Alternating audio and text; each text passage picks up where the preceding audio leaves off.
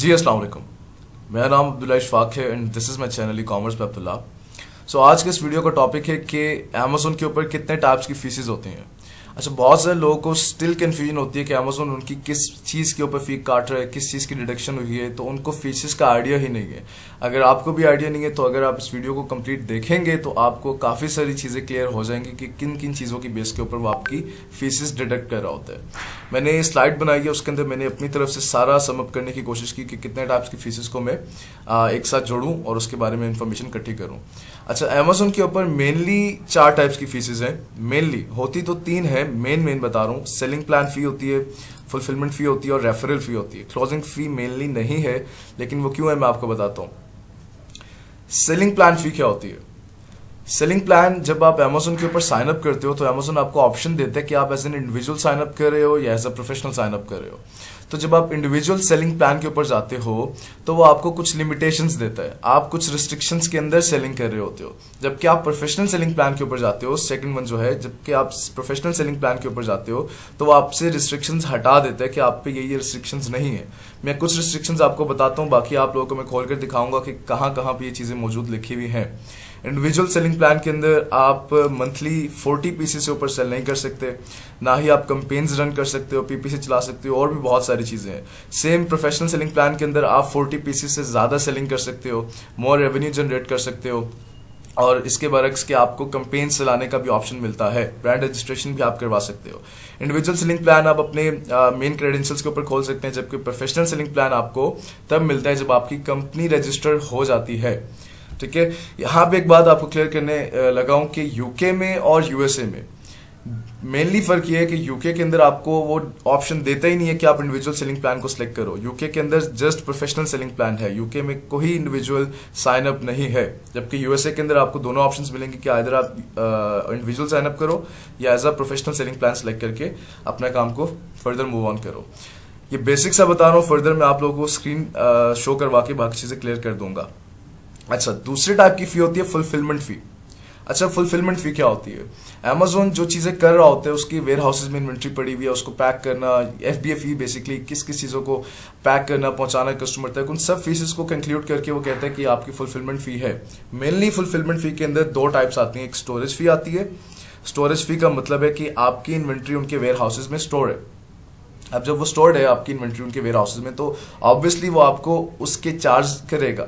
और स्टोरेज फी जब आपको चार्ज करेगा तो वो इस बेस पे करेगा कि उसका वेट कितना है, उसकी डायमेंशंस कितनी है, उसने कितनी स्पेस ऑक्यूपाई की हुई है, क्यूबिक स्पेस कितनी ऑक्यूपाई की हुई है, वो उसके ऊपर आपको स्टोरेज फी चार्ज करेगा अपने, फॉर एग्जाम्पल अपने वेयर हाउस में रखने के लिए, अपने घर में फॉर एग्जाम्पल रखने के लिए आपको स्टोरेज फी चार्ज करेगा।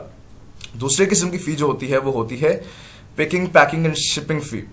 यानी कि वो कस्टमर का ऑर्डर आया, उसने पिक किया, उसको रैप किया, उसके बाद शिप कर दिया, तो दूसरे किस्म की फी फुलफिलमेंट के अंदर ये आती है। तो अगर कभी भी कोई FBA फी फुलफिलमेंट फी का पूछे तो इट मीन्स कि वो स्टोरेज फी और शिपिंग, पिकिंग, पैकिंग फी कंक्लूड करके उसका बता रहा है कि आपकी ये फी फुलफिलमेंट फी जो है वो इन 2 के ऊपर बेस्ड है।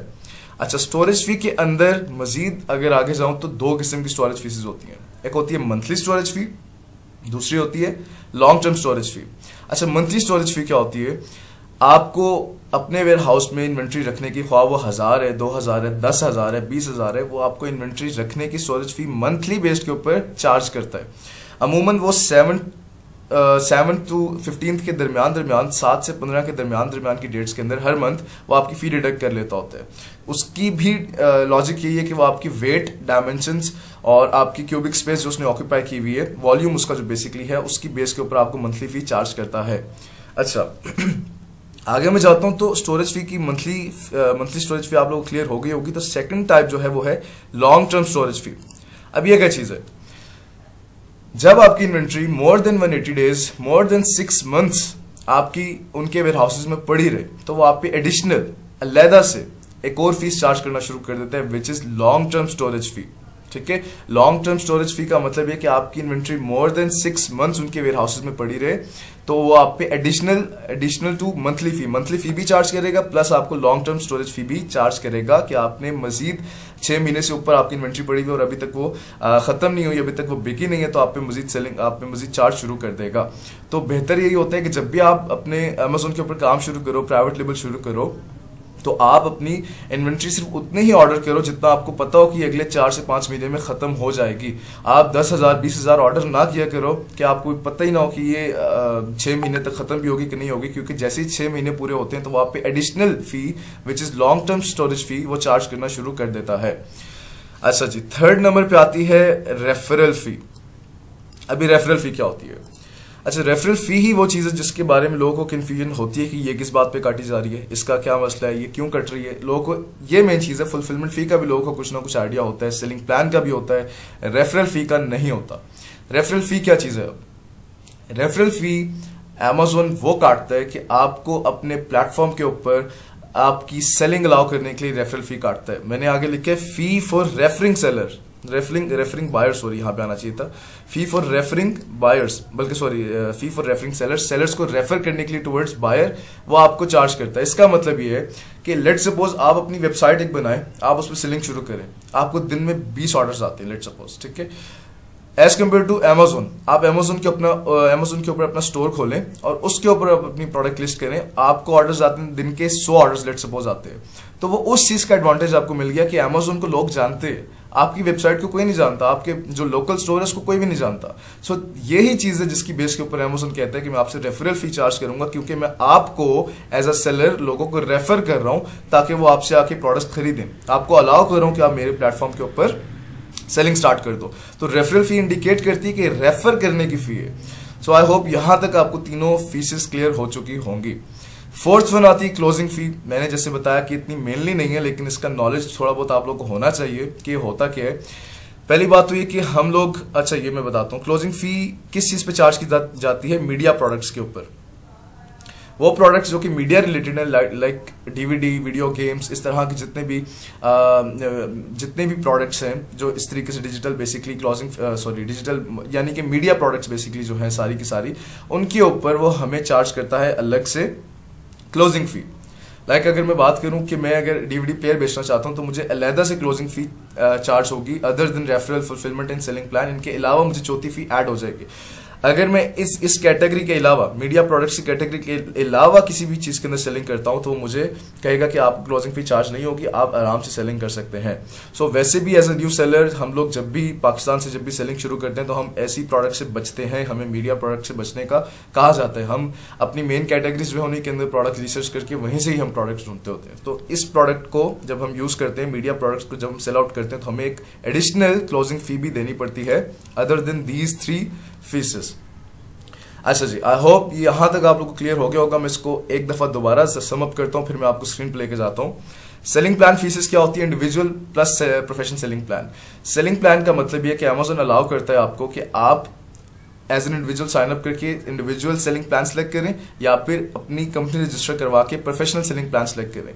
इंडिविजुअल का मतलब यह कि आपके अपने पर्सनल डॉक्यूमेंटेशन, अपनी क्रेडेंशियल्स के ऊपर वो आपका अकाउंट खोल देते हैं और आप उस पर अपनी सेलिंग शुरू कर देते हैं। बट लिमिटेशंस कहाँ आती है कि आप 40 पीसेस से ज्यादा नहीं सेल आउट कर सकते, और दूसरा आपको कैंपेन्स नहीं आप रन अप कर सकते।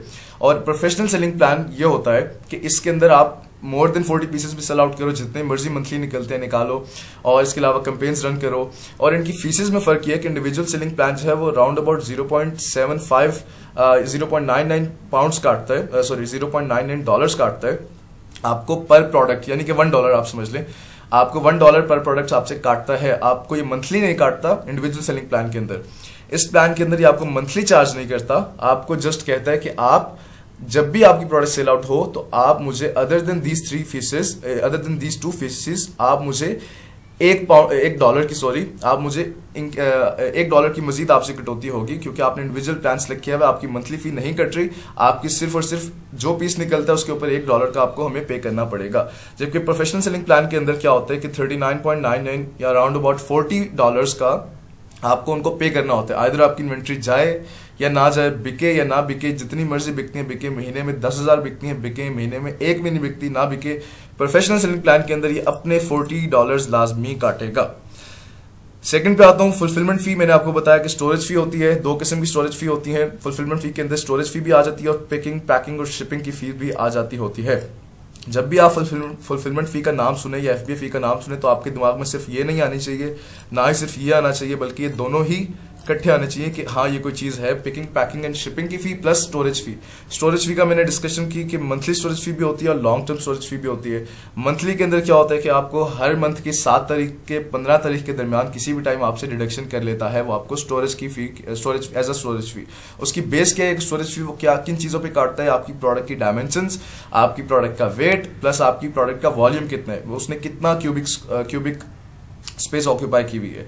अगर आपकी इन्वेंट्री मोर देन 6 मंथ्स उनके वेयर हाउस में पड़ी रहे और बिके ही ना, तो आपको additional other than monthly fees आपको एडिशनल फी काटेगा which is long term storage fee. यहाँ पर कंफ्यूज होते हैं अक्सर लोग कि उनको लगता है कि वो लॉन्ग टर्म स्टोरेज फी काट रहे तो मंथली नहीं काटेगा। नहीं, मैं बार बार इसलिए बोल रहा हूँ कि long term storage fee is an additional fee अगर आपकी इन्वेंट्री मोर देन 6 मंथ्स उनके वेयर हाउसेज में पड़ी रहे। ठीक है। थर्ड पे मैंने आपको बताया कि रेफरल फी क्या है। Referral fee is for referring you as a seller to the customers. उस चीज की रेफरल फी होती है। आपको अपने प्लेटफॉर्म के ऊपर सेलिंग करने के लिए जो फी पे करनी होती है दैट इज रेफरल फी।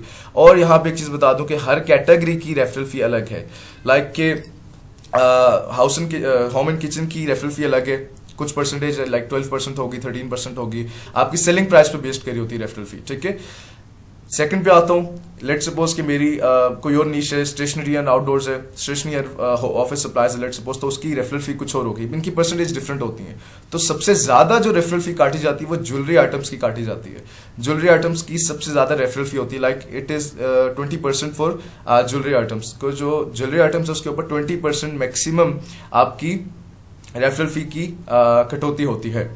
अच्छा, क्लोजिंग फी मैंने बताया कि ये आमतौर पर नहीं पड़ रही होती, लेकिन जब कभी भी आप मीडिया प्रोडक्ट्स के ऊपर सेलिंग शुरू करते हैं तो आपको क्लोजिंग फी भी देनी पड़ती है।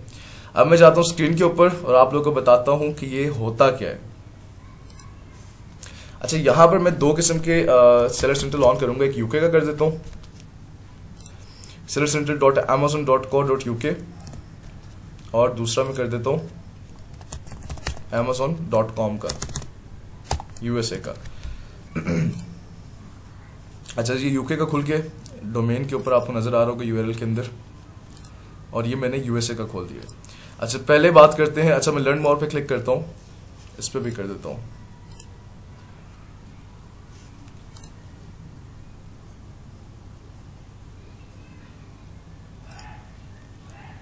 अच्छा जी, ये लेफ्ट साइड के ऊपर जो है amazon.com के बारे में बात हो रही है, सॉरी .co.uk के बारे में बात हो रही है। ये मैंने यूके का खोली है सेलर सेंट्रल का इंफॉर्मेशन पेज, और ये मैंने amazon.com का सेलर सेंट्रल इंफॉर्मेशनल पेज खोल दिया है।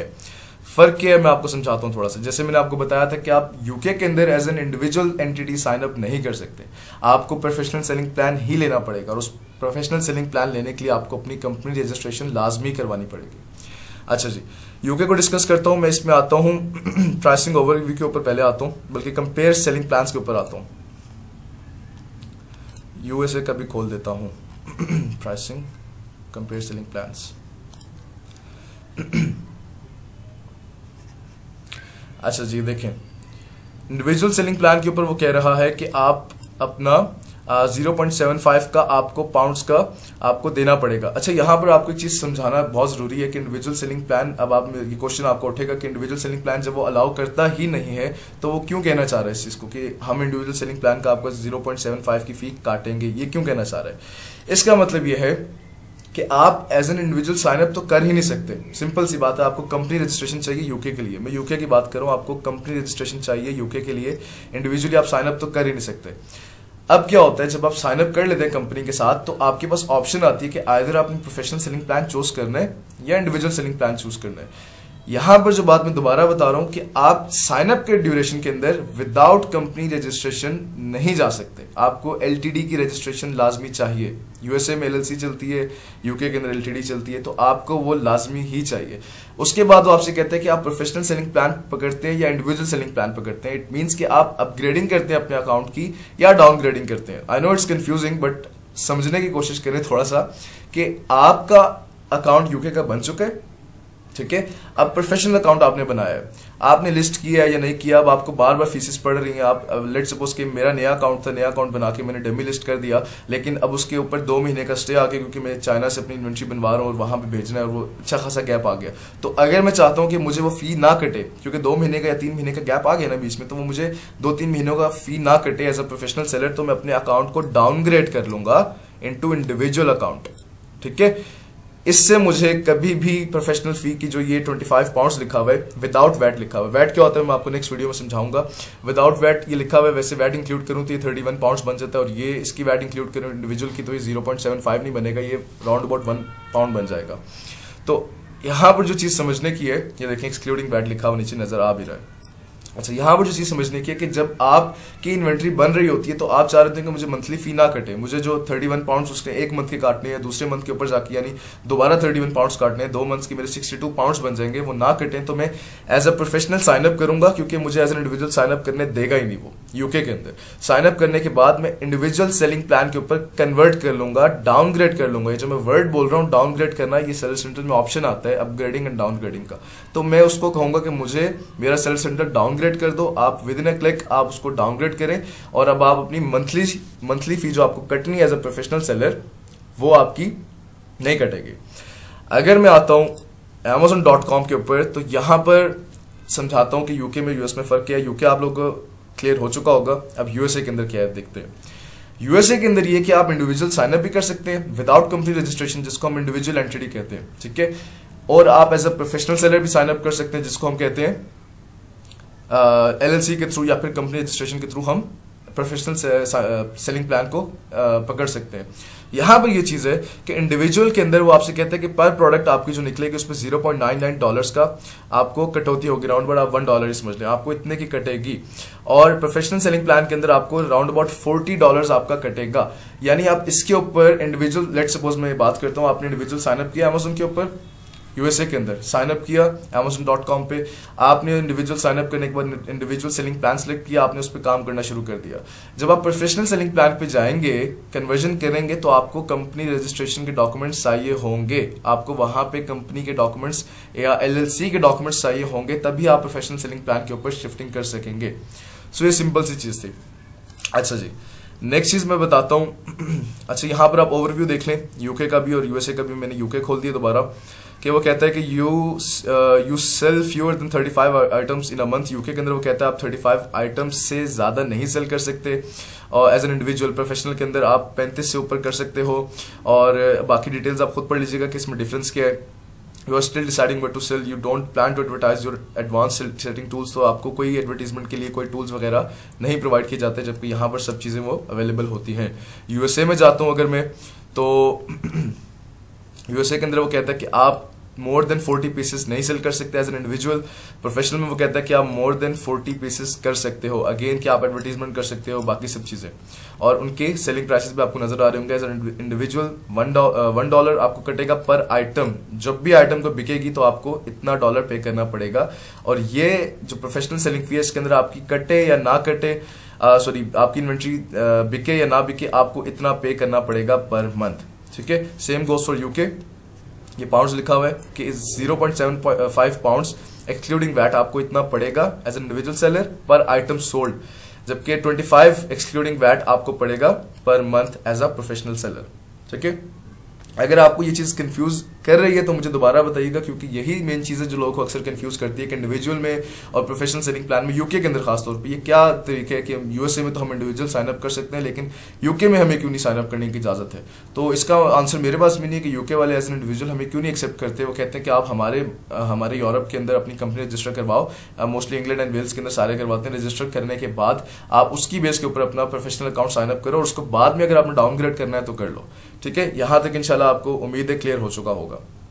अच्छा जी, उसके बाद मैं बात करता हूं, अगर ये आ गई रेफरल फी। ठीक है, हमारी जो फीस थी रेफरल फी वो आ गई। रेफरल फी को अगर आप पढ़ेंगे तो सेलिंग पार्टनर्स, मैं इधर भी खोल लेता हूं यूएसए के लिए, यहां पर किधर है रेफरल फीस की, ये आ गई। अच्छा, रेफरल फी क्या चीज़ है, कैटेगरी रेफरल फीसेस वगैरह मैंने आपको जिस तरीके से समझाया कि रेफरल फी क्या चीज़ होती है क्या नहीं होती। आपको रेफर करने के लिए टुवर्ड्स द कस्टमर Amazon के ऊपर सेलिंग करने के लिए आपको फी देनी पड़ती है कि आप उनका प्लेटफॉर्म यूज करें, वो रेफरल फी कहलाती है। अब जैसे कि मैंने आपको बताया था कि ये कैटेगरीज के ऊपर डिपेंड करती है। और यहाँ पे आपको एक नई चीज़ बता दूं कि अमेजोन ने अभी रिसेंटली कुछ दिनों पहले 10 से 20 दिन पहले अनाउंसमेंट की है कि वो अपनी फीसिस FBA फीसिस वगैरह जो है अपनी ज़्यादा कर देंगे, 5% 4.99% इंक्रीज कर देंगे, क्योंकि पता नहीं XYZ रीजंस, कुछ रीजंस है, फ्यूल रीजंस है, समहाउ कुछ रीजंस हम उसकी वजह से अपनी FBA फीसिस ज़्यादा करने लगे हैं। तो वो लोगों को कुछ को नुकसान पहुंचाएंगे ऑब्वियसली, और कुछ अपनी प्राइसेस हाई कर लेंगे थोड़ी सी, तो इतना बड़ा कोई सीन नहीं हुआ, लोग अपनी प्राइसेस हाई करके उसको कवर अप कर लेंगे। अच्छा, यहाँ पर बात करता हूँ रेफरल फी शेड्यूल इफेक्टिव 31 मार्च 2022 यानी कि अपडेटेड है। अब वो कहते हैं कि अगर आप इस कैटेगरी में सेल कर रहे हो एडिटिव मैन्युफैक्चरिंग के अंदर, तो आपको 12.45% देनी पड़ेगी ऑन योर सेलिंग प्राइस। आपकी सेलिंग प्राइस 50 पाउंड है तो आपको उसके ऊपर 12.24% का आपको रेफरल फी पे करना पड़ेगा। डिवाइस एक्सेसरीज के ऊपर 45% आपको रेफरल फी, अच्छा इतनी ज्यादा है, वाह। बेबी प्रोडक्ट्स के ऊपर 8% for products with total sale price of 10 pound. अगर आपकी 10 पाउंड तक की सेलिंग प्राइस है तो आपको 8% देना पड़ेगा, और अगर आपकी सेलिंग प्राइस जो है 10 पाउंड से ऊपर की है, 10 पाउंड से ऊपर की सेलिंग प्राइस लाइक 12 है, 13 है, 14 है, जितनी भी, तो आपको फिर 15% देना पड़ेगा। अच्छा, यहाँ पे मैंने अगर अभी बात की थोड़ी देर पहले कि अमेजोन ने अपनी फीसेस इंक्रीज की, और मैं अभी बताऊंगा कि कहाँ से आपको पता चलेगा कि उन्होंने किस किस बेस के ऊपर फीस इंक्रीज की है, और मैं भी आप लोगों को सब इन्हीं के प्लान्स के अंदर सारी चीजें दिखाऊंगा। Same goes for beauty, 10% for less than 10 और 15% फॉर मोर देन 10। अच्छा, इसकी बियर वाइन स्पिरिट्स के अंदर 10% आपसे काटता है, बुक्स के अंदर ये काटता है, यानी कि सारी इन्फॉर्मेशन लिखी हुई है। मैंने जैसे बताया था कि ज्वेलरी के अंदर वो बहुत ज्यादा काटता है, क्योंकि ये देखें 20.4% वो आपसे ज्वेलरी आइटम्स के अंदर काटता है। अच्छा, तो ये सारी रेफरल फीसेस आपकी लिखी हुई है। अगेन मैं बता रहा हूँ, ये परसेंटेज लिखी है और साथ में उसकी प्राइस लिखी हुई है। अच्छा, यहाँ पे एक चीज समझाने की कोशिश करता हूँ, उम्मीद है आप लोगों को समझ आए, नहीं आएगी तो आपने मुझसे कॉमेंट्स में लाजमी पूछना है। मैंने बात की है कि 12.24% वो मेरी काटेगा मेरी सेलिंग प्राइस के ऊपर। मेरी selling price let suppose 20 pounds है, ठीक है, पाउंड्स की बात कर रहा हूँ, amazon.co.uk खुला हुआ है, नेक्स्ट टैब के ऊपर amazon.com खुला हुआ है, तो याद रखिएगा मैं किस टैब पे जा रहा हूँ, किस टैब पे नहीं जा रहा। मैं amazon.com.co.uk के ऊपर हूँ इस टाइम के ऊपर। तो अगर मैं कहता हूँ मेरी सेलिंग प्राइस 20 पाउंड्स है और रेफरल फी मुझे 12.24 पड़ रही है, तो वो इतनी हो जाएगी 0.25, ठीक है। अगर जब मैं इस जगह के ऊपर आता हूँ, क्योंकि ये सिंपल है, जब मैं डेविएशन पे थोड़ा सा आता हूँ, वो मुझे कहते हैं बेबी प्रोडक्ट्स के ऊपर अगर लेस देन 10 होगी 8% कटेगा, मोर देन 10 होगी 15% कटेगा, और उसने यहाँ पर लिख दिया कि 0.25 वगैरह आपको इस तरीके से पड़ता रहेगा पर पाउंड। आपको यहाँ पर जो चीज़ क्लियर करने वाली है वो ये है कि अगर आपकी सेलिंग प्राइस 10 से कम है, लेट्स सपोज आपकी 6 है, तब भी आपको जो 8% कटेगा वो आपको उसके हिसाब से कटेगा, ठीक है। अगर आपकी प्राइस सेलिंग प्राइस 10 पाउंड से ज्यादा है, तब भी जो आपको कटेगा वो आपको उस प्राइस के हिसाब से ही कटेगा। अब आगे जाके जब मैं आपको चीज दिखाऊंगा कि शिपिंग टायर्स जो होते हैं, टीयर्स जिसको बेसिकली बोला जाता है, उसकी बेस के ऊपर जो एडवांसमेंट इन लोगों ने लाए हैं, जो उसके ऊपर कंक्लूजन लाए हैं ये अपने फीसेस का, वहां पर सारी की सारी फीसेस एक्सचेंज हुई हैं, ज्यादा हुई हैं बेसिकली। तो उसकी रीजंस क्या थी, तो ये चीज समझाना जरूरी था कि जो 15% इन्होंने कहा है काटेंगे, तो आपकी 10 हो 20 हो जितनी भी हो, आपकी लेट्स सपोज इन्होंने मोर देन 10 पाउंड लिखा हुआ यहाँ पर, आपकी सेलिंग फी थी 30 थी, तो आपको 30 के हिसाब से आपका 15% काटेंगे, ठीक है। अब मैं आता हूँ .com के ऊपर। ये .com का पेज है, वो कहते हैं 3D प्रिंटर्स जो 12% कटेगी, अमेजोन डिवाइसेस पे 45% कटेगी, वगैरह वगैरह वगैरह। और सेम गोज विद कि अगर आपकी बेबी प्रोडक्ट्स हैं less than more than 10 pound $10 अगर आप सेल कर रहे हो तो आपको 15% कटेगा आपकी सेलिंग प्राइस के ऊपर, और अगर आपकी सेलिंग प्राइस लेस देन $10 है तो आपको 8% कटेगा, ठीक है। अब मैं वापस जाता हूँ, सेम ये सब चीजें वही है सारी की सारी। ये .com की बात कर रहा था मैं, यहाँ पे डॉलर का सिंबल शो हो रहा है तो इट मीन्स कि मैं .com की बात कर रहा हूँ, वहाँ पाउंड्स का सिंबल शो हो रहा था तो इट मीन्स कि मैं यूके की बात कर रहा था। अच्छा, ये मैं वापस आ चुका हूँ अब अपने amazon.co.uk के सेलिंग प्लान के ऊपर। अच्छा, रेफरल फी आई होप आप लोगों को क्लियर हो चुकी है, अभी तक मैंने सेलिंग प्लान और रेफरल फी क्लियर कर दी है। अच्छा, यहाँ पर वो आता है फुलफिलमेंट फी। फुलफिलमेंट फी जो FBA के थ्रू है, उसमें वो मुझे कहता है कि आपको फुलफिलमेंट फी, स्टोरेज फी वगैरह, जो स्टोरेज फी पर क्यूबिक मीटर, ये सब चीज़ें, और पिकिंग रैपिंग पिकिंग पैक और रैप शैप जो भी होता है उसके बाद शिप करना, उसकी फीसेस सारी कंक्लूड होंगी आपकी इसके अंदर। और वो जो आपकी चार्जेस होंगे वो आपके टीयर्स पे डिपेंड कर रहे होंगे। अगर आपकी प्रोडक्ट, अब से इसको गौर से देखिएगा, मैं समझाने की कोशिश करता हूँ, उम्मीद है आप लोगों को समझ आ जाएगी। अगर आपकी प्रोडक्ट जो है वो स्टैंडर्ड साइज्ड है, ठीक है। अब आप मुझसे जो कह रहे थे कि इसकी जो 5% का इंक्रीमेंट हुआ है वो क्यों हुआ है, वो इस पेज के ऊपर हुआ है, इस पेज के ऊपर। यही पेज मैं जरा .com का खोलता हूँ ताकि आपको मजीद आसानी हो जाए। समझने में दोनों का कंपैरिजन अगर मैं करूं, ये ले जी, ये मैंने इसका फुलफिलमेंट फी भी खोल दिया है। चले जी, अच्छा वापस मैं आता हूँ .co.uk के ऊपर। अब वो कहते हैं स्टैंडर्ड साइज अगर आपकी प्रोडक्ट है, आपकी कैटेगरी स्टैंडर्ड साइज में उतर रही है और सेलिंग प्राइस आपकी 0 से 9 पाउंड्स के ऊपर है, small and light product let's suppose आपकी इतनी है, और आपका जो डायमेंशंस है वो ग्रेटर और इक्वल टू और क्या कहते हैं लेस देन और इक्वल टू 20 है, 15 और 1 सेंटीमीटर इसकी डायमेंशन इतनी आती है, लेंथ विड्थ और हाइट का जिक्र हो रहा है इन सेंटीमीटर्स, अगर इसके अंदर आती हैं और आपका वेट इसके अंदर आता है 0 से लेकर 80 ग्राम्स के अंदर अगर इसका आता है, यानी कि उसने खुद ही स्टैंडर्ड बता दिया कि अगर आपकी सेलिंग प्राइस इतनी है, आपका जो आइटम का साइज है वो आपकी डायमेंशंस इतनी है इन सेंटीमीटर्स और उसका वेट इतना है, तो आप पे 0.62 का लाजमी कटेगा।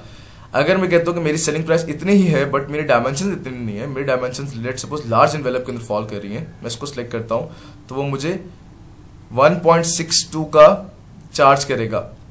अगर मैं मजीद कहता हूँ कि स्मॉल पार्सल है मेरा, तो वो मुझे 2.28 का चार्ज करेगा। अब यहाँ पे मैं आपको चीज समझाता हूँ।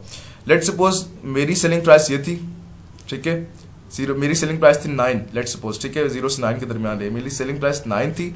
मेरा जो स्टैंडर्ड, मेरा जो एक्स्ट्रा लार्ज एनवेलप था, यानी कि ठीक है 23 6 सेंटीमीटर इतना था मेरा साइज, मेरी प्रोडक्ट की डायमेंशंस इतनी थी और जो उसका वेट फॉल कर रहा था वो इतना ही था, 0 से लेकर 225 ग्राम्स के दरमियान वो मुझे वेट फॉल कर रहा था। अब अगर इसका वेट जो है 0 से 225 का लिखा हुआ है ना, कि इन बिटवीन वो 200 भी आए, 10 ग्राम भी आए, 20 ग्राम भी आए, तब भी मुझे इतना ही देना है, यानी कि यहां मेरा नुकसान है। अब नुकसान किस तरह से, उन्होंने बोला कि 0 से लेकर 25 ग्राम्स के दरमियान कहीं पे भी आए, मेरी प्रोडक्ट थी जिसके डायमेंशंस लेट्स सपोज इतनी ही थी, सेलिंग प्राइस उसकी इतनी थी, बट उसका वेट जो था वो बहुत ही कम था, 20 ग्राम्स था, लेकिन ये मुझे कहते हैं 0 से 225 ग्राम्स तक का भी होता तब भी मैं इतना ही काटता। तो मेरा वेट जो है प्रोडक्ट का ज्यादा हो या कम हो, इन बिटवीन 225 वो इतना ही काटेगा। अगर मैं लार्ज एनवेलप की बात करता हूं तो उसने स्मॉल पार्सल डिलीवरी की लेट्स सपोज बात करता हूं, और यहां से मैं सिलेक्ट कर देता हूं, मेरी प्रोडक्ट का वेट इतना है, 151 से लेकर 400 ग्राम्स के दरमियान मेरा वेट है। अब मेरा जब वेट इतना होगा 400 से ऊपर का चला जाएगा तो ये मुझे एडिशनल काटना शुरू कर देगा, इसके अलावा एडिशनल काटना शुरू कर देगा 2.41 के अलावा। लेकिन अगर मेरा वेट 152 भी है ना, 152 ग्राम्स है, तब भी मुझे इतना ही चार्ज होगा, और मेरा 399 ग्राम्स है तब भी मुझे इतना ही चार्ज होगा। तो यहाँ पर हमारे लिए नुकसान होता है थोड़ा सा कि हम वेट ज़्यादा करें या कम करें, हमें तो चार्ज उतना ही पड़ेगा। इन बिटवीन अगर जो स्टैंडर्ड फिगर्स इन्होंने लिखे हैं उनके इन बिटवीन हम फॉल करें तो हमें फिर भी पूरे का पूरे उतने ही हमें इनको पैसे देने पड़ेंगे। ये यूके के अंदर चेंजिंग आई है। अगर मैं बात करूँ कि मेरी जो प्रोडक्ट है स्पेशलाइज्ड, स्पेशल ओवरसाइज्ड हैवी बल्कि प्रोडक्ट है और उसकी डायमेंशंस इतनी है, उसका वेट जो है मोर देन 20 kg है, let's suppose more than 20 kg है, तो मुझे 16 पाउंड्स का सिर्फ और सिर्फ इनको फीसेस देनी पड़ रही होंगी। अभी मेरा 39 हो या 21 हो, मुझे फिर भी 16 देना है। यहाँ पर अगर मैं जाता हूँ मेरी प्रोडक्ट का 41 हो या 59 हो, मुझे फिर भी 40 पाउंड्स उनको पे करने हैं। तो यहाँ पर इनकी वजह से हमारा सारा का सारा सेलिंग फी के ऊपर काफ़ी ज़्यादा चेंजिंग आ चुकी है। कुछ लोगों ने अपनी, जब FB ने अपनी फीसेस बढ़ाई हैं तो कुछ लोगों ने अपनी सेलिंग प्राइसेस भी ज़्यादा कर ली हैं, जो कि अच्छी बात है, कर लेनी चाहिए थी। अच्छा, यहाँ पर अब मैं आती हूँ Amazon.com के ऊपर। तो यहाँ पर जो चीज़ समझाने वाली ये है कि वो कहता है अगर आपकी डायमेंशंस इतनी है, ठीक है, in between length width height इतनी फॉल करिए इन सेंटीमीटर्स, और आपका जो वेट है वो 6 आउंसेस या उससे लेस है, तो आपको इतना चार्ज होगा पर यूनिट, आपको इतना चार्ज होगा। अगर आपकी यही डायमेंशंस है और आपकी ये आपका जो वेट है वो इतना जा रहा है, 12 से लेकर 16 आउंसेस के दरमियान आपका वेट जा रहा है, तो आपका इतना चार्ज होगा। बीच में 13 हो या 15 हो, आपको इतना ही चार्ज होगा। स्टैंडर्ड की बात करूं अगर मैं, स्मॉल ओवर साइज की बात करूं अगर मैं, तो ये उसने मुझे डायमेंशंस लिख दी है और उसने कहा कि इतने पाउंड से ऊपर या इतने पाउंड से इससे लेस अगर आप हो गए तो आपको इतना चार्ज होना शुरू कर दिया जाएगा। तो यानी कि वो कहने का मतलब ये कि मैक्सिमम और मिनिमम उन्होंने डिफाइन कर दिया है कि आप इन बिटवीन फॉल करोगे तो आपको इतना पे करना पड़ेगा। चाहे आप 21 का अगर उन्होंने बोला था आप 22 पे फॉल करते तो भी आपको उतना ही देना है पूरा, और अगर जो उनकी लिमिटेशन लगी लेट्स सपोज 22 से लेके उनकी लिमिटेशन थी 42 तक, तो अगर आप 23 पे भी स्टैंड करते हो तब भी आपको उतना ही देना है, और अगर आप 41 पे भी स्टैंड करते हो तब भी आपको उतना ही देना है। ठीक है, यानी कि इन बिटवीन किसी भी जगह पर चला जो आपको देने पूरे ही पैसे हैं। तो ये इंक्रीमेंट आया था। अच्छा, मैं वापस यूके पे आता हूँ और मजीद छोटी सी चीज़ें देखते हैं हम लोग। अच्छा, यहाँ पर यूके का भी खोलता हूँ और यूएसए का भी खोलता हूँ। यहाँ पर एक चीज़ बड़ी मज़े की है, ये चीज़, वेट अ सेकंड, ये चीज़। पहले यूके पे जाता हूँ। यूके पे वो मुझे कहता है कि ये कैटेगरीज है कुछ, clothing and shoes and bags, dangerous, hazmat goods वगैरह समहाउ कैटेगरीज है। इन पे जनवरी से लेकर सितंबर तक जो इन पे चार्ज लगेगा वो पर क्यूबिक मीटर इतना लगेगा, पर क्यूबिक फुट इतना लगेगा पर मंथ। लेकिन जब हम चले जाएंगे अक्टूबर से दिसंबर तक, यानी कि आखिरी हम उसमें क्वार्टर में चले जाएंगे, क्वार्टर 4 में, तो हमें ये चार्ज ज़्यादा कर दिया जाएगा। रीज़न इज कि आखिरी दिनों के अंदर अमेज़न के ऊपर हॉलीडेज होती हैं, वेकेशन वीक्स आप समझ लें वो होती हैं। तो ब्लैक फ्राइडे आता है, क्रिसमस आता है, और इस तरह की बहुत सारी चीज़ें आखिरी क्वार्टर के अंदर लगी रहती हैं। उसकी वजह से सेल्स बहुत ज़्यादा हो जाती हैं लोगों की। दिन में जिनको 10 ऑर्डर आते थे उनको 100 आना शुरू हो जाते हैं। तो इस वजह से अमेज़न भी अपना कमीशन भी रखने के लिए आखिरी 3 महीनों के अंदर अपनी फीसेस को ज़्यादा कर देता है। अब मैं यूएसए पे जाता हूँ तो यूएसए पे तो बहुत ही ज़्यादा कर लेते हैं। जनवरी से सितंबर तक वो काटता है 0.75 पर क्यूबिक फुट, लेकिन जब अक्टूबर टू दिसंबर आता है तो ये 2.40 पर क्यूबिक फुट काटना शुरू कर देता है। ये सिंपल सी चीज़ थी। अच्छा, आई होप यहाँ तक आपको फीसेस वगैरह की सब चीज़ें क्लियर हो चुकी होंगी। बाकी ये पूरा पेज है, आपने इसको अच्छे से पढ़ना है। यहाँ से आकर आप खुद भी जितनी इन्फॉर्मेशन ले सकते हैं आप आराम सुकून से लें, जितनी ले सकते हैं। मैं अगेन अपने स्लाइड के ऊपर आता हूँ। मैंने सेलिंग प्लान्स इंडिविजुअल और प्रोफेशनल दोनों को डिस्कस किया, स्टोरेज फी को डिस्कस किया, मंथली फी क्या होती है, लॉन्ग टर्म स्टोरेज फी क्या होती है, सब चीज़ें डिस्कस की मैंने। रेफरल फी आप लोगों को बताई कि कैटेगरीज के ऊपर डिपेंड करती है, आपकी किस कैटेगरी में आप फॉलो करें उसके हिसाब से आपकी रेफरल फी चार्ज की जाती है। क्लोजिंग फी क्या होती है कि मैंने ये दिखाया तो नहीं आपको क्योंकि यहाँ लिखा हुआ नहीं है, लेकिन मैं आपको कहीं ना कहीं दिखा देता हूँ अभी। क्लोजिंग फी क्या होती है कि आपको मीडिया प्रोडक्ट के ऊपर सिर्फ और सिर्फ ये एडिशनल फी चार्ज की जाती है।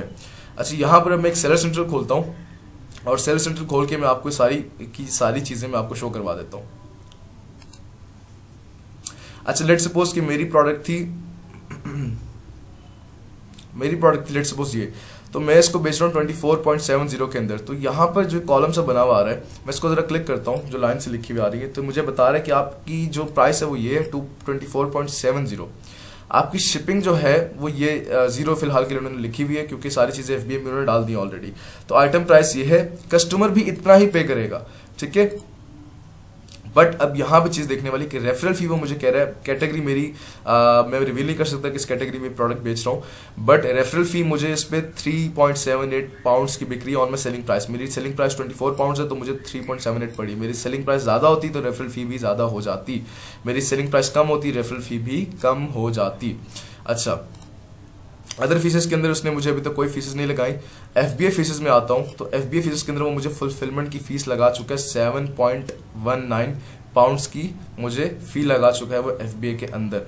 ये सब फीसेस होती हैं जो कि मैंने आप लोगों को दिखाया है कि कहाँ से फीसेस होती हैं और कैसे की जाती हैं। अब यहाँ पर टैक्स की फ़ी आ रही है, टैक्स असल में वैट भी पड़ा हुआ है मुझे अच्छा खासा इस प्रोडक्ट के ऊपर। तो ये मुझे 13 का तो सिर्फ वैट पड़ा हुआ है इस प्राइस के ऊपर, 24.70 पे 13 का मुझे वैट पड़ा है। और बाकी आप फीचर्स देख लेंगे प्रॉफिट कितना फिलहाल निकल रहा है। फिलहाल कुछ भी नहीं निकल रहा, अच्छा खासा प्रॉफिट डिनाई हुआ है, कुछ नहीं निकल रहा। तो ये चीज़ बताने की थी कि रेफरल फी आपकी ये बाकी सारी फीसेज हैं, ये दिखाना कि कहाँ से देखा जाता है इनको सेलर सेंटर के अंदर, तो यहाँ से देखा जाता है। अब मैं आप लोगों के साथ एक चीज़ शेयर करने लगा हूँ कि लेट सपोज मैं रेवेन्यू कैलकुलेटर खोलता हूँ।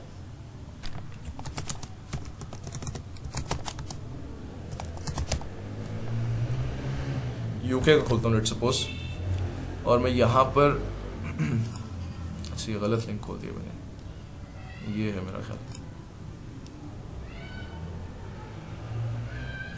अच्छा, यहाँ पर अब मैं चीज़ करना चाहता हूँ कि मेरी प्रोडक्ट जो है उसकी डायमेंशन लेट सपोज कितनी थी, उसको खोल देता हूँ।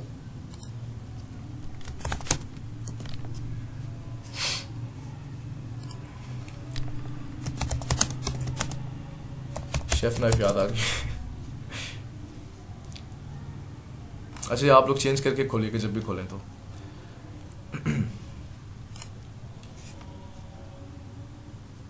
अच्छा, लेट्स सपोज इसकी डायमेंशंस मैं देखना चाह रहा हूँ मैं, ये मेरा कंपेटिटर लेट्स 32 0.9 2.1 32 0.99 चाहिए, चला क्या 0.99 और लास्ट में क्या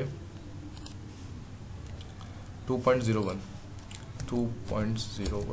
सेंटीमीटर्स। वेट क्या है इसका वेट इसका 100 ग्राम्स है, ग्राम्स में आ रहा है तो किलोग्राम कितना हो जाएगा, 0.1 कितना हो जाएगा, 100 ग्राम्स इंटू kg 0.1 हो जाएगा। ठीक है, 0.1 इसका किलोग्राम के अंदर वेट आ गया। प्रोडक्ट कैटेगरी क्या है, कैटेगरी मेरी क्या थी, चलिए मैं रिवील कर ही देता हूँ। मेरी कैटेगरी है, कहाँ चली गई है कैटेगरी, नहीं मिल रही, देखें जरा, ये रहा। अच्छा अच्छा जी, अब ये कैलकुलेटर मुझे उसने बता दिए। अब यहाँ पर मुझे बताना है कि मुझे ये FBA का कॉलम होता है, ये FBM का कॉलम होता है। मैं FBA की फ़ीस देख रहा हूँ। लेट सपोज मुझे ये प्रोडक्ट जो जितने की भी है, मुझे लेट सपोज ये मैं बेच रहा हूँ उसको 20 पाउंड्स की लेट सपोज, और मुझे इसकी शिपिंग कितने की पड़ी है फ्रॉम चाइना टू अमेजोन, पर प्रोडक्ट मुझे पड़ी लेट सपोज 3 पाउंड्स की लेट सपोज, और कॉस्ट ऑफ प्रोडक्ट मुझे कितने की मैन्युफैक्चर हुई है पर प्रोडक्ट, तो मेरी पर प्रोडक्ट मैन्युफैक्चर हुई है 4 पाउंड्स की। ठीक है, मैं इसको कैलकुलेट करता हूँ। अच्छा, तो वो मुझे कह रहा है आप पे $40 का 40 पाउंड्स का आपको प्रॉफिट आ रहा है, लेकिन हमें प्रॉफिट नहीं देखना, हमें चीज़ समझनी है। अब जरा गौर से देखिएगा, मैंने उसको बताया कि मैं 20 पाउंड्स की मेरी आइटम की प्राइस है। ठीक है, यहाँ पे आप क्वेश्चन मार्क पर क्लिक करेंगे तो आपको बता देगा कि आइटम प्राइस किस इसको कहते हैं। Price charge to the customer, Amazon adds the item price and shipping when assessing competitiveness across sellers। ठीक है, आइटम प्राइस का मतलब वही है कि आप कितने में सेलिंग कर रहे हैं। तो मैंने उसको बताया कि मैं 20 में सेलिंग कर रहा हूँ, शिपिंग फी उसने नहीं डाली, टोटल रेवेन्यू अभी तक मेरे पास 20 है। अब यहाँ पे कटौती होगी किसकी, selling on Amazon fee. To sell on Amazon market places you pay referral fees and closing fee. ये नजर आ गया closing fee, you pay referral fees and closing फी।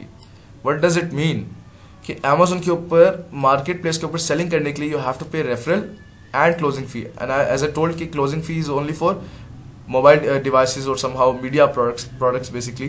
तो हमें सिर्फ रेफरल फी पड़ेगी। मैं जरा इसको ड्रॉप डाउन करता हूँ, देखें जी, Amazon रेफरल फी मुझे उसने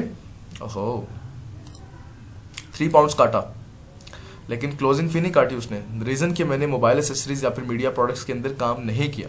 ठीक है, तो ये क्लोजिंग फी और रेफरल फी के अंदर फर्क होता है। उम्मीद है कि अभी तक जितना मैंने आप लोगों को समझाया क्लियर हो चुका होगा इंशाल्लाह।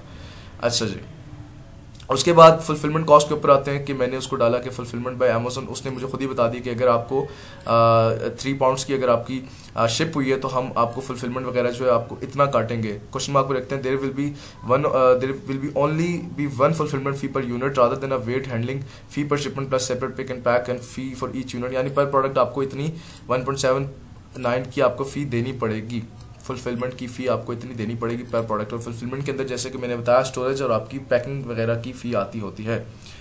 ठीक है, शिपिंग, पैकिंग और पिकिंग की फ़ी प्लस आपकी स्टोरेज फ़ी इंक्लूड होती है आपकी फुलफिलमेंट फ़ी के अंदर, FBA फ़ी के अंदर। थर्ड पे आते हैं स्टोरेज फ़ी के अंदर, तो वहाँ पर हमें स्टोरेज फ़ी ऊपर की इंक्लूड हो गई थी तो यहाँ नहीं काटी। और यहाँ 1 लिखने का मकसद है कि हम पर आइटम की चीज़ें निकाल रहे हैं, पर आइटम हमें कितने फीसेस पड़ रही हैं, तो ये 1 ऑटोमेटिकली यहाँ पे बिल्ट इन एक किस्म का लिखा हुआ आ जाता है। सेलर प्रोसीड्स मतलब कि हमें अभी तक जो है सारी फीसेस को अगर मैं निकालूं जो ऊपर अभी तक कटी है, मेरी 20 पाउंड्स की जो थी मेरी प्रोडक्ट थी और अभी तक मुझे जो कटे हैं अभी तक मेरे पास, तो मेरे पास इतने एक कट चुके हैं। तो मेरी कॉस्ट ऑफ प्रोडक्ट क्या थी, वो मुझे 4 की पड़ी थी। तो सारी चीज़ों को एक्सपेंसेस निकालने के बाद, सब चीज़ों को निकालने के बाद 4 की प्रोडक्ट थी मेरी, 3 का मुझे शिपिंग पड़ी, FBA की फीसेस पड़ी, रेफरल फी कटी मेरी, और सब चीज़ें काटने के बाद मेरे पास 8 पाउंड्स का प्रॉफिट जनरेट हो चुका है। ठीक है, मैं ऊपर की सारी फीसेस एक्सक्लूड कर दूंगा तो मुझे 8 पाउंड्स का प्रॉफिट हो चुका है, which is like 40% of my selling price.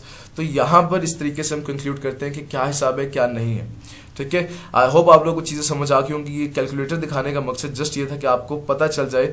इसको ड्रॉप डाउन करता हूँ कि रेफरल फी में और क्लोजिंग फी में फ़र्क क्या है। अक्सर लोगों को क्लोजिंग फी का नहीं पता होता, तो मैंने बता दिया कि किन किन चीज़ों के ऊपर ये चार्ज किया जाता है। अच्छा, क्या लिखा है, variable closing fee is charge for each media item sold. देखा, मीडिया प्रोडक्ट्स के ऊपर ही आपको क्लोजिंग फी चार्ज की जाती है, अदरवाइज नहीं की जाती। मेरी कैटेगरी जैसे कि मैंने आप लोगों को बता दिया था स्पोर्ट्स के रेलिवेंट है, तो मुझे उसके ऊपर इन लोगों ने मेरे ऊपर सिर्फ रेफरल फी काटी है, क्लोजिंग फी नहीं काटी। अभी स्टिल आप लोगों के कोई कन्फ्यूजन्स हो माइंड के अंदर, कोई चीज़ें माइंड में अभी तक क्लियर ना हो, तो काइंडली मुझसे कमेंट सेक्शन में आप ज़रूर पूछेगा। आई नो वीडियो बहुत लंबी बन चुकी है, बट ये बहुत ज़रूरी था सारी फीसेस क्लियर करना। I got a comment 2-3 weeks before on my YouTube video, जिसके ऊपर था कि आप सारी फीसेस के ऊपर वीडियो बना दें एक दफ़ा। I can't mention that person, क्योंकि मैं नाम भूल चुका हूँ, नहीं तो मैं मेंशन भी कर देता। तो मैंने सारी फीसेस के ऊपर वीडियो बना दी है, और यही फीसेस होती हैं सारी की सारी। और एक वैट होती है, टैक्स होता है बेसिकली। वैट के ऊपर मैं इन फ्यूचर इंशाल्लाह वीडियो बनाऊंगा प्रॉपर सी, क्योंकि यूट्यूब के ऊपर मुझे नहीं लगता कि अभी तक बहुत सारी वीडियोस बनी हुई हैं, बहुत अच्छी बनी हुई हैं, लेकिन प्रॉपर वन वीडियो के अंदर नॉलेज इस तरीके से नहीं है, स्कैटर्ड नॉलेज पड़ा हुआ है। तो मैं वैट के ऊपर बेसिकली वैट रजिस्टर कैसे करते हैं, वैट होता क्या है, ये क्यों काटा जाता है, कैसे काटा जाता है, किन किन चीज़ों की बेस के ऊपर काटा जाता है, ये भी मैं वीडियो एक प्रॉपर सी बना के दे दूंगा। अगर आपने VA का कोर्स बेसिकली करना है, फ्री ऑफ कॉस्ट करना है आप लोगों ने, प्राइवेट लेवल वर्चुअल असिस्टेंट क्या होता है, तो मेरे चैनल के ऊपर आप जाएंगे तो प्लेलिस्ट के ऑप्शन को क्लिक कीजिएगा, तो आप पे प्लेलिस्ट आ जाएगी।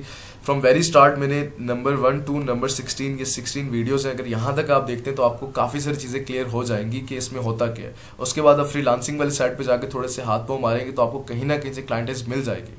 मैं इन फ्यूचर इंशाल्लाह इसके ऊपर भी वीडियो बनाऊंगा कि क्लाइंट्स आते हैं कहाँ से, उनको रीच कैसे करते हैं, वो कैसे खुद रीच करते हैं, और आपने उनको कैसे रीच करना होता है, वो सब चीज़ें मैं इंशाल्लाह कवर अप कर लूँगा। और अगर आप लोगों को फीसेस क्लियर हो चुकी हैं तो काइंडली मेरे लिए दुआ कीजिएगा, और सबको ईद मुबारक। अभी तक तो चाँद नज़र नहीं आया, लेकिन आज 29वां रोज़ा था, होप सो कल ईद नहीं है, 30th रोज़ा ही होगा। तो सबको एडवांस ईद मुबारक, और मेरे लिए दुआ कर दीजिएगा, और थैंक यू वेरी मच। अल्लाह हाफिज़।